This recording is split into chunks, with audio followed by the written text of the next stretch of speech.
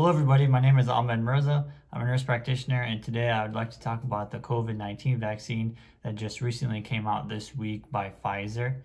There's been a lot of questions about its safety and efficacy, and I would like to go over the facts that has been released on the recent research article that's just come out. Okay, let's take a look. Article has been posted by New England Journal of Medicine, which is a very astute journal. And it was just posted on December 10th of 2020, just 5 days ago as I'm recording this. So it talked about the safety and efficacy of the BioNTech COVID-19 vaccine. This has been a partnership with Pfizer and BioNTech out of Germany. They're going to release it to first responders and residents of nursing homes first. So here they talked about the safety and efficacy of this part 2 of the trial for the 30 microgram vaccine. And they're looking at preventing COVID-19 in persons 16 years or older.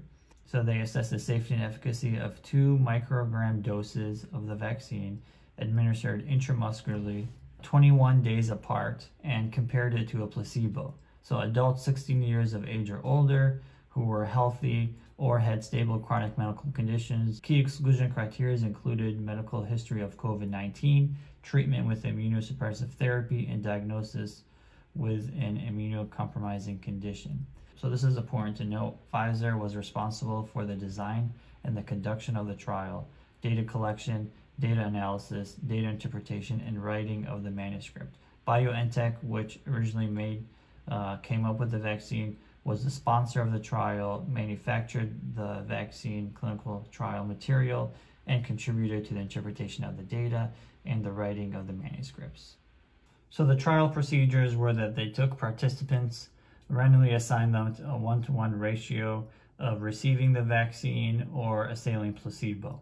Participants received 2 injections 21 days apart, either the Pfizer BioNTech vaccine or the placebo delivered in the deltoid muscle in the shoulder. So what they looked at, primary endpoints were solicited specific local and systemic adverse events and use of antibiotic or pain medication within 7 days after receipt of each dose of vaccine or placebo.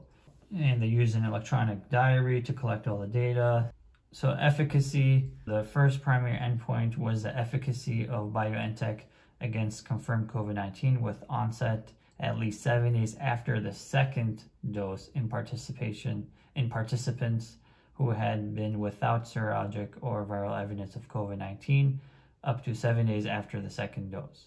And the way they confirmed COVID-19, they went according to the FDA criteria with the presence of at least one of the following symptoms: fever, new or worsening cough, new or increased shortness of breath, chills, new or increased muscle pains, loss of taste or smell, sore throat, diarrhea, vomiting, combined with a respiratory specimen during the symptomatic period or within 4 days after it was tested positive for COVID-19 by a nucleic acid amplification-based testing. So in brief, safety population includes 16 years of age or older, a total of 4,348,000 participants, the population of enrolled persons injected with the vaccine or the placebo. So it's a large trial that was done. It wasn't just a couple hundred people. About 43,000 participants divided in half. Half got the placebo and half got the actual vaccine. 2 months of follow-up from October 9th consisted of 37,700 persons. So they're only able to follow up with 37,000 people after 2 months. So the results, this is all what we're waiting for. So 43,448 participants received the injections, 21,000 received the vaccine, 21,000 received a placebo. 37,000 had a median of follow-up of 2 months after to collect safety data. And among the 37,000 participants, 49 were female, 83 were white, 9% were Black or African American, 28 were Hispanic or Latino, and 35 were obese. And 21 had at least one coexisting condition. So overall, vaccine recipients reported more local reactions than placebo participants. Among them were mild to moderate pain at the injection site within 7 days after an injection was the most commonly reported local reaction. Less than 1% of participants across all ages reported severe pain. Pain was reported less frequently among participants older than 55. In general, local reactions were mostly mild to moderate in severity and resolved within 1 to 2 days. So, majority of the participants had just mild to moderate side effects. Most of them consisted with local reactions like pain to the injection site. Systemic events, meaning affects the whole body. Systemic events reported more often in younger vaccine recipients, ages 16 to 55, and mostly were fatigue and headache. Although it does note that fatigue and headache were also reported by many placebo participants, but only at 23% compared to about 59%. The frequency of any severe systemic events after the final dose was 0.9% or less. Severe systemic events were reported in less than 2% of vaccine recipients after either dose.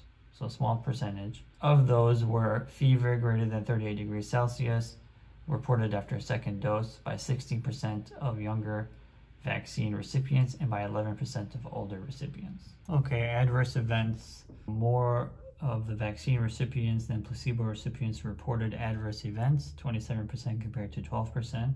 64 vaccine recipients and 6 placebo recipients reported lymphadenopathy. So this is important here. 4 related serious adverse events were reported among the vaccine recipients. The shoulder injury related to the vaccine administration. So it's unclear whether it's the technique of the shot that made the injury or whether the material of the vaccine itself. Right axillary adenopathy, meaning the lymph nodes in the right armpit were inflamed. Paroxysmal ventricular arrhythmia, which means an abnormal heartbeat of the ventricles of the heart, which can be very dangerous. And right leg paresthesia, meaning prickly numbness sensation in the right leg. 2 vaccine recipients died, one from arteriosclerosis and one from cardiac arrest. Arteriosclerosis means hardening of the arteries in the body. They didn't really indicate which arteries, whether it's in the heart or whether in the neck or anywhere else in the body. And a cardiac arrest, meaning the heart stopped. So there were 4 participants that received the placebo that died, one from hemorrhagic stroke, meaning had a stroke to the brain that bled, and one had a heart attack, and the other 2 were unknown. The key here is they're saying no deaths were considered by the investigators to be related to the vaccine or the placebo. So what they're indicating here is that these deaths were incidental and had nothing to do with the vaccine or the placebo administration. So safety monitoring will continue for 2 years after administration of the second dose of the vaccine. So efficacy, meaning how well does the vaccine work? So out of all the recipients that received the COVID vaccine, only 8 people ended up catching COVID after the second administration, following 1 week after the second administration, and 162 among the placebo recipients, which corresponds to a 95% vaccine efficacy, meaning that the vaccine had a 95% successful rate of preventing COVID-19 in these patients after 2 administrations. So between the first dose and the second dose, the 2 doses are 21 days apart. 39 cases in the vaccine group and 82 cases in the placebo group that end up catching COVID after between the 2 vaccines. And that brings it down to a 52% efficacy. So this shows that if you just get the 1 vaccine, the successful rate of preventing COVID is about 50%. If you get 2 vaccines and wait 1 week after the second one, has up to a 95% efficacy rate.